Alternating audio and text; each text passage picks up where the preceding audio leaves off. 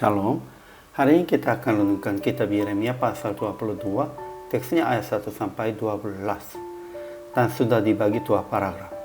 Paragraf yang pertama ayat 1 sampai 5. Lakukanlah keadilan dan kebenaran. Lepaskanlah dari tangan pemerasnya orang yang dilampas hangnya. Akan kokoh tahta Daud, namun tidak istananya. Ini akan menjadi leluntukan. Paragraf yang kedua ayat 6-12. Aku akan menetapkan pemusnah-pemusnah terhadap engkau. Kamu menangisi dia yang sudah pergi, sebab ia tidak akan kembali lagi. Kesimpulan hari ini, walaupun cara Zedekia memohon berdoa, sebenarnya solusi yang menyelesaikan persoalan ini jelas dan nyata, bukan berdoa dan meminta tolong. Jika Raja Yehuda dan penguasa-penguasanya melakukan dengan adil dan kebenaran, jika mereka tidak menindas orang miskin dan memelihara orang asing, yatim dan janda, akan selesaikan semua persoalan. Tuhan berjaga mereka, masih ada pengharapannya.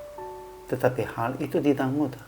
Meskipun Raja Zedekia bertobat, semua bangsawan dan penguasa juga harus mengaku kesalahan diri dan bertobat.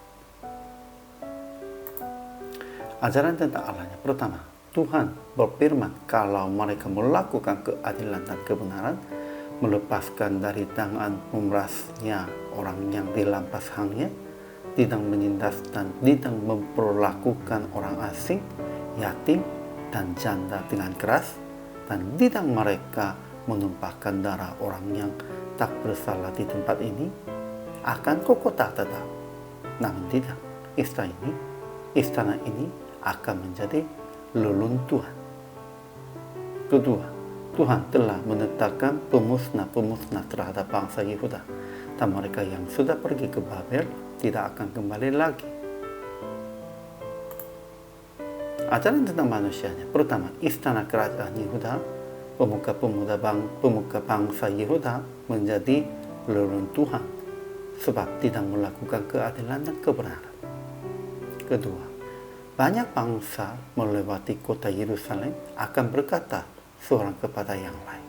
Tuhan melakukan seperti itu kepada kota yang besar ini oleh karena mereka telah melupakan perjanjian Tuhan dan telah sujud menyembah kepada Allah lain dan beribadah kepadanya. Ketiga, mereka yang sudah pergi ke Babel tidak akan kembali lagi. Mereka tidak lagi akan melihat tanah kelahirannya dan akan mati di tempat pembuangannya. Jadi aplikasi hari ini, pertama, jangan hanya memohon pertolongan kepada Tuhan, melainkan melakukan keadilan dan kebenaran dengan menolong orang-orang lemah dan miskin. Yang memohon pertolongan itu juga, namun selain itu, kita lebih pentingnya harus melakukannya keadilan dan kebenaran sesuai dengan kehendak Tuhan. Pada waktu itu, Tuhan pasti akan menolong.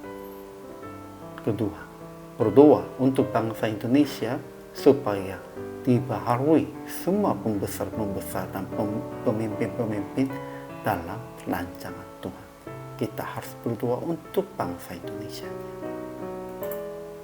Akhirnya PR praktek memohon kepada Tuhan akan belas kasihan Anda dan orang-orang yang tidak melakukan keadilan, dan tetap melakukan kebenaran dan keadilan dengan melindungi orang miskin, yatim, dan janda. Itulah sesuai dengan kehendak Tuhan, rencana Tuhan. Kalau begitu pasti Tuhan akan menolong kita dan akan membaharui kita juga. Hari ini juga, selamat melayani. Tuhan Yesus memberkati.